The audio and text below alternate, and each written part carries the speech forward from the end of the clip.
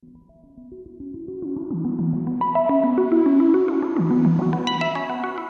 of the metaphors that sometimes gets used to think about systems thinking is that idea of, if I have a camera and I've got a long lens that I can pull things in, and I can really look at the detail of that. And I think that's true. Systems has that. It has a way of understanding the internal world of the person. It tries to help them make sense of that, and it helps the practitioners understand that better. But then when we need to understand that this family, let's say, are living in a context of poverty, unstable homelessness, or transgenerational stories of depression and mental health problems, then that has to become part of the picture, and it will orientate my response to it. The other thing to note about this, of course, my wide-angle lens is going to be slightly different than your wide-angle lens, even just in terms of difference of gender, for instance. You will see things. And what we're doing, definitely, with our training here, is we're helping people to see the bigger picture and the smaller pictures. And be aware of what they can't see or don't see at any one point. Yes. Yeah. And that might be uncomfortable for some local authority social services departments, because that camera lens, if you like, also gets turned on the organisation itself, and asks useful questions like, how are we going about our business? Do we bully our staff? Do we support our staff? What resources do we provide? If I was a manager in social work, I might be thinking, might I see a difference in the team who I manage if they were to do this training, and when might I see a difference? And I'd say, yes, you're going to see a difference probably from day one.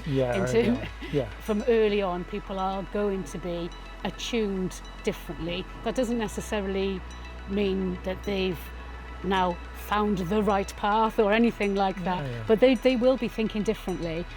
I think that I am less trying to find the right things to fix anything, trying to make the best of a situation instead of trying to fix. I am part of the community in which I work. I am part of the system in which I work. I am not separate to it. I can't just keep blaming the system. I am part of it, and I can make changes and be useful. You're not trying to then impose a solution on a family to find out that doesn't work, and then you try another solution and the family find that doesn't work. At the outset, to explore the systemic, working with them rather than on them, doing things to them, that create something which has got much greater depth, much greater richness, and it's that, by working with families to produce the solution, that growth in understanding, they can have that positive impact.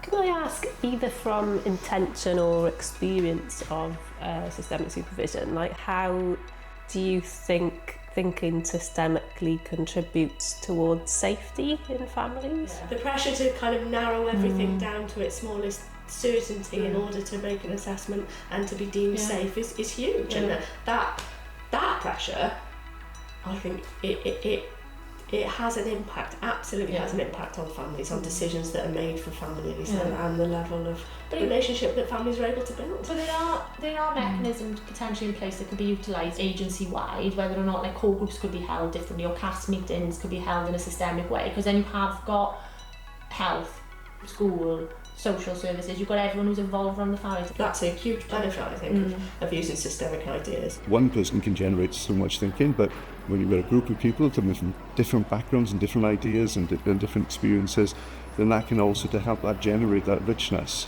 and that creativity when it comes to managing cases. So I think systemic group conversations are very, very valuable. And in terms of the teaching work we've been doing here, when it has happened that we get a few people from a particular social services department working together in the training, it just has a hugely beneficial effect for them in their work with each other.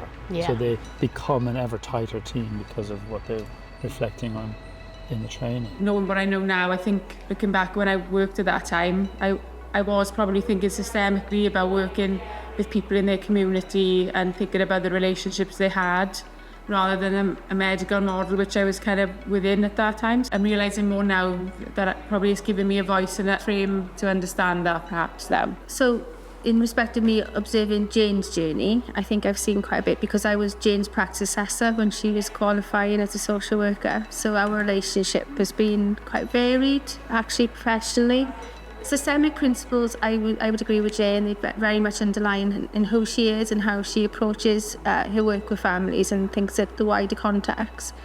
I think what I've seen though is that more enrichment in that, so there's a deeper sort of connection of where Jane fits into that system of families and then how that informs her practice. If a lot of people were to do a foundation level of training, then that would make a difference to practice.